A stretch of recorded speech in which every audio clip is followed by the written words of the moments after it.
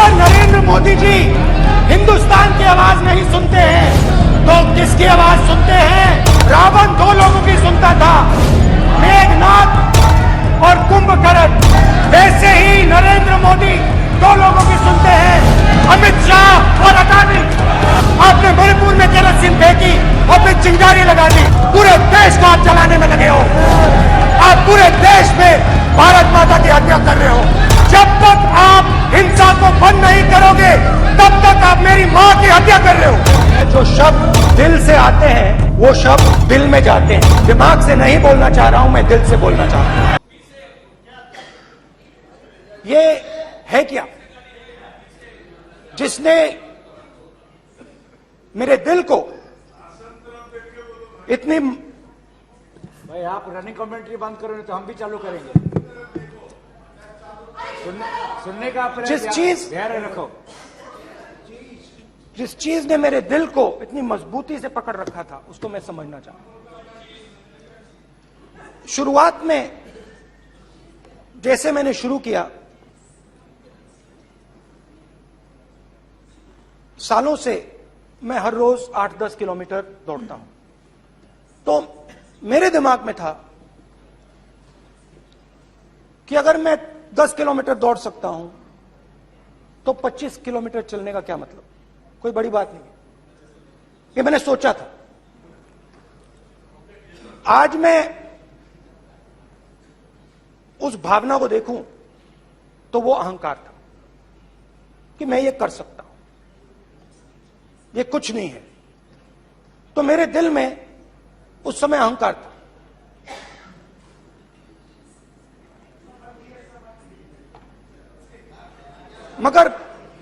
मगर भारत अहंकार को एकदम मिटा देता है, 1 सेकंड में मिटा देता है। तो हुआ क्या? 2-3 दिन में मेरे घुटने में दर्द शुरू हो गया। पुरानी इंजरी थी और जबरदस्त दर्द। हर रोज मैं उठूं और मेरे घुटने में दर्द, हर कदम में दर्द। तो पहले 2-3 दिनों में जो अहंकार था, जो मतलब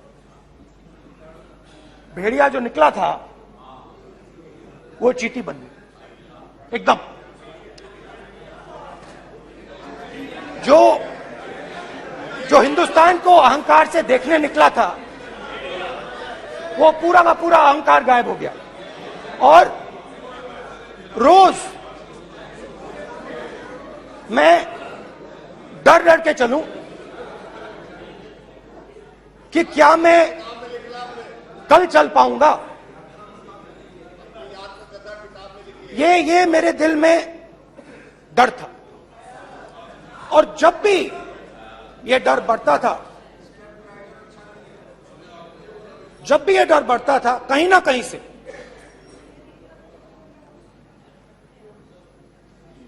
कोई ना कोई शक्ति मेरी मदद कर देती थी।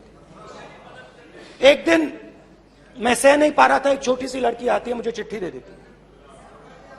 मैंने चिट्ठी खोली, 8 साल की थी, उसमें लिखा था, Rahul, I am walking with you, don't worry. उसने मेरे पैर में चोट देखी और उसने अपनी शक्ति मुझे दे दी। सिर्फ उसने नहीं,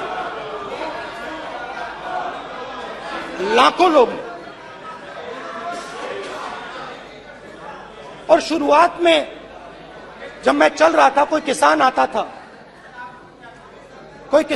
था, मैं एकदम पहले उसको अपनी बात बताता था कि आपको ये करना चाहिए, आपको इस प्रकार से काम करना चाहिए। मगर इतने लोग आए, हजारों लोग आए कि थोड़ी देर में मैं बोल नहीं पाया। जो मेरे दिल में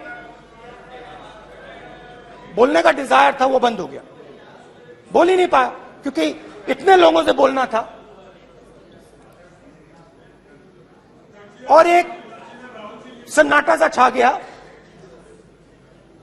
भीड़ की आवाज थी, भारत जोड़ो, भारत जोड़ो, भारत जोड़ो। और जो मेरे से बात करता था उसकी आवाज में सुनता गया।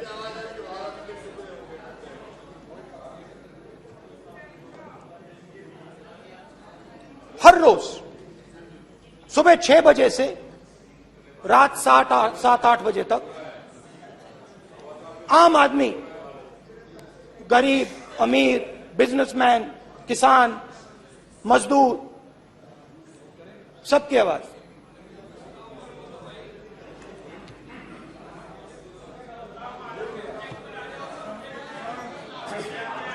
आ रहा हूं। आप कल से रुके, अब थोड़ा और रुक लो, 5-10 मिनट रुक जाओ। तो ये चलता गया, मैं बात सुनता गया। और फिर मेरे पास एक किसान आया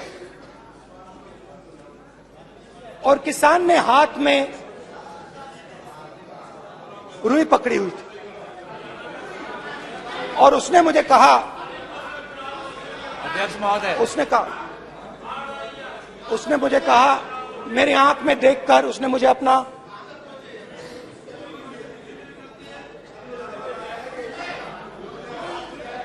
वो रुई का बंडल दिया और उसने कहा, राहुल जी, यही बचा है मेरे खेत का यही बचा है और कुछ बचा नहीं है।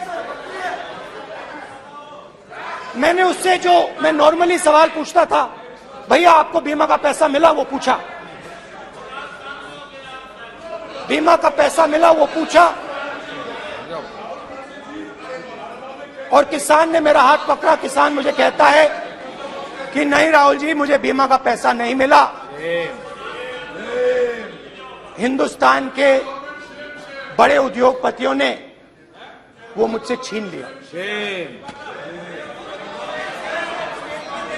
मगर इस बार बड़ी अजीब सी चीज हुई। जब मैंने किसान को देखा और वो मुझसे बोल रहा था, तो जो उसके दिल में दर्द था वो मेरे दिल में आया। जो उसके आंखों में शर्म थी जब वो अपनी बीवी से बात करता था, वो शर्म मेरी आंखों में आई।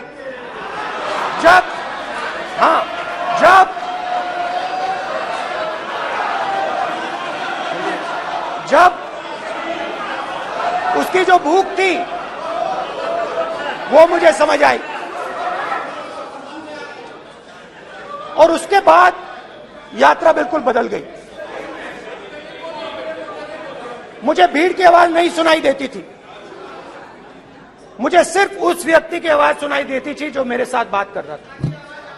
उसका दर्द, उसकी चोट, उसका दुख, मेरा दुख, मेरी चोट, मेरा दर्द बन गया। समझने की कोशिश करो।